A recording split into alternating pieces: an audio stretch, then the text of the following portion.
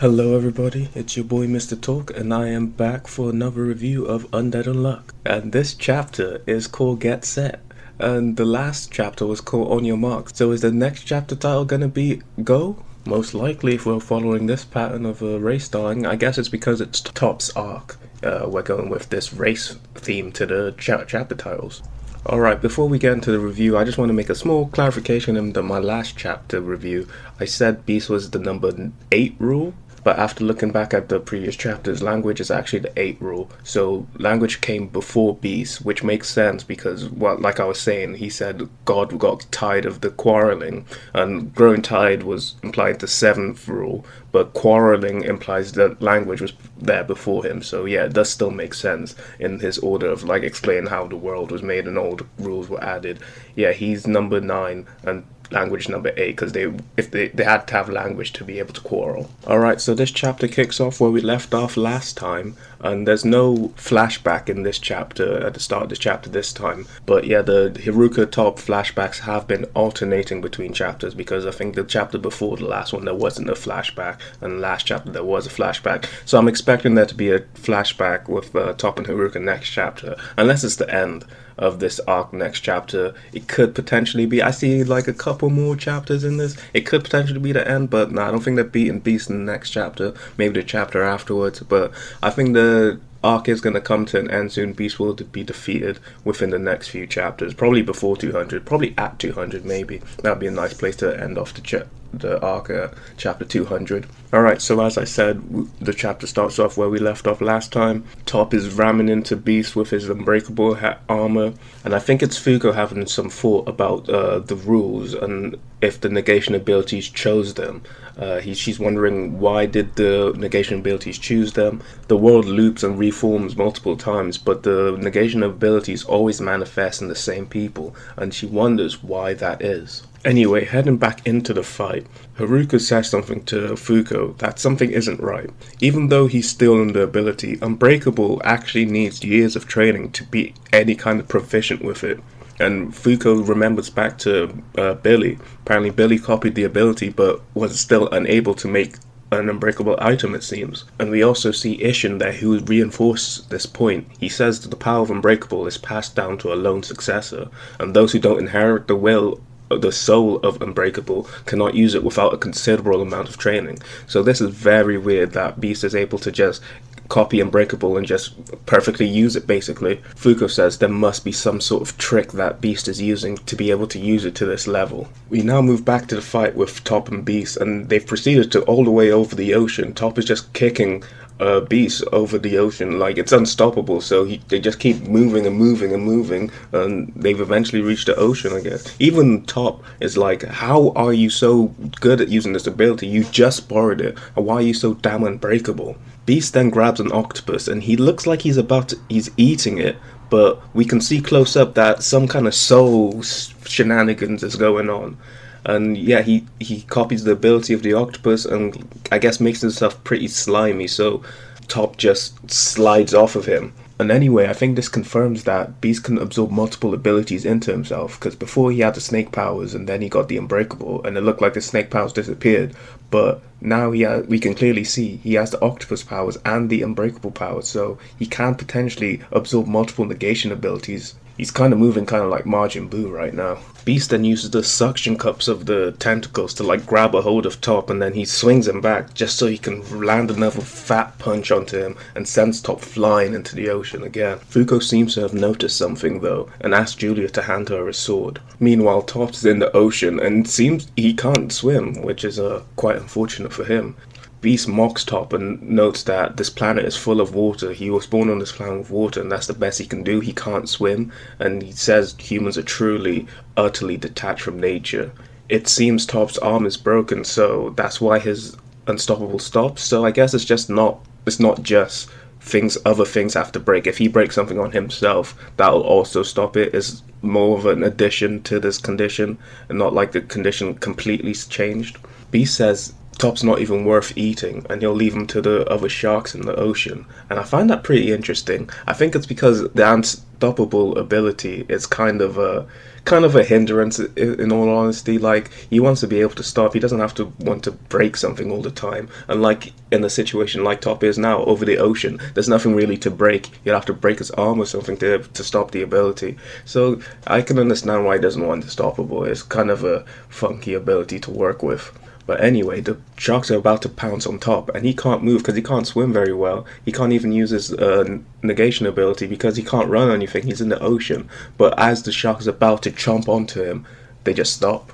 We then see Fuuko with Julia's sword, and it looks like she put some soul energy into it. And she goes on to explain that she's been wrong about the rules and the basis of their abilities. She said she thought those in possessions of rules presided over those rules unconditionally, without any tricks. So if you're the beast rule, you can just control beasts. If you're the change rule, you can just control things changing. But she notices with Beast that he's controlling the beast by latching soul chains onto them to make them serve him. So in order to make them stop, all she has to simply do is cut those soul chains. This also serves to explain why the Beast didn't follow Top and Haruka and them into the city. That probably just means Beast couldn't create a soul chain long enough to get all the way there. He seems a bit surprised that Fuuko can see them, and she says, "I can see them, but not as clearly as you." She mentions that if you believe, they'll reveal themselves to you. I guess that's the souls. If you believe in the souls, they will reveal themselves. Going back to what the number one rule, the soul rule, as we all probably think now, was telling Andy, that he said that he was proud, he appreciates something like that. He appreciated that he believed in his rule, basically, and that belief gives you the ability to see them and manipulate them and use your own soul in such a way that more normal people can't. Fuuko goes on to say her partner Andy taught her that people live via their souls, and beasts are no different, and that what Beast is doing when he eats someone, he eats their souls and gains the memories and experience of them. So the fact that he ate Haruka's soul means that he got Haruka's memories and experience, leading to the reason why he's able to use Unbreakable so well. And like I was theorizing in the last chapter, Fuuko basically confirms, yes, she says to Beast, you said souls were first put on this world. So the first rule was soul, and that all other rules that were born afterwards uses this rule as a basis for their abilities. And Fuuko says they just need to do that themselves as well. The Negators just need to use soul power to fight soul power. And I'm thinking now Brook would run amok in this series, bro. Imagine Brook from One Piece in this series with his soul manipulate. Actually, I don't even know, because Brook can like extend his ethereal soul out of his body, but to be honest, he did bang a Big Mom who had the soul through. Big Mom would be really powerful in this verse as well. Damn, I might have to do a versus matchup battle in the future at some point once we get some more information on how all these soul abilities work and stuff. That would be an interesting little matchup battle. Big Mom and Brook into this verse. How powerful would they be? But anyway, back to the chapter. Beast says, "So what? How will that help you take me down?" And then a huge, I think, whale or something just shows up. A huge behemoth looking thing.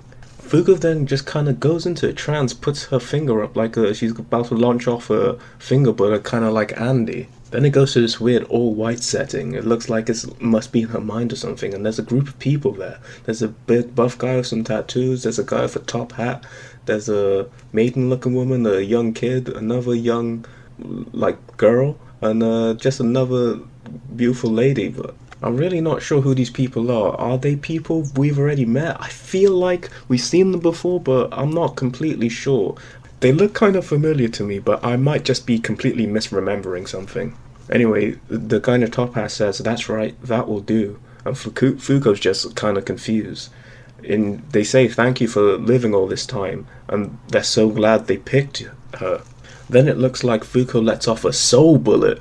Julia notes she sees something that looks like a shooting star, and I believe it's those people again that's saying, "Don't worry, it's coming." And what exactly it is, you ask? It's her unluck, and a huge meteorite slams into this whale. Then Beast looks very surprised, and he's like, "You've caught on to them?" I think he's referring to those people we just saw. They must be new characters. I'm not sure if we've seen them before. Yeah, and this is where the chapter ends with Fuuko's Unluck hitting and the meteorite smashing into the big whale, and Fuuko just looking off a bit, kind of still dazed. It's kind of like she got taken over for a quick second, but she seems to be tearing up a bit. I'm wondering, who are these people? My initial theory is maybe they're the negator rules? Like the rules themselves have physical bodies. Maybe the negator rules have bodies, but they're all ethereal. They're all in the soul plane. You can't see them physically. Or something like that. They said they chose Fuuko, so maybe that is it. They chose.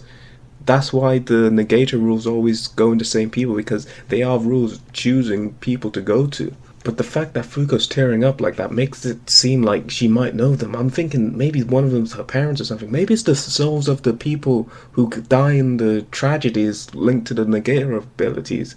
But Beast also seems to know them as well. So this goes pretty deep. There's a new player in command here. Kind of like when we found out about Luna. There's a new element to this whole game that God and Luna's playing that we're gonna find out. But yeah, that is it for my chapter review. Very interesting chapter. There's new people. Who are they? I wonder. I really do wonder. We got some good lore into the start of the rules. The soul rule is the basis for all rules. So rules aren't really like what I thought they were. I thought like Fuuko. She thought you just get a rule and you preside over that rule, and just through magical abilities you can do whatever you want based on that rule set. But I guess it's based on the soul power, like change and unchanged. They probably use the soul to like keep you in place or change your soul. She manipulates your soul in some way to change it. I wonder. Yeah, it's very interesting. Very interesting. I might have to do a deeper dive. Maybe I'll do another video other than this review, if I got the time. But yeah, that has been my review. Thank you for watching, and I'll talk to you next time.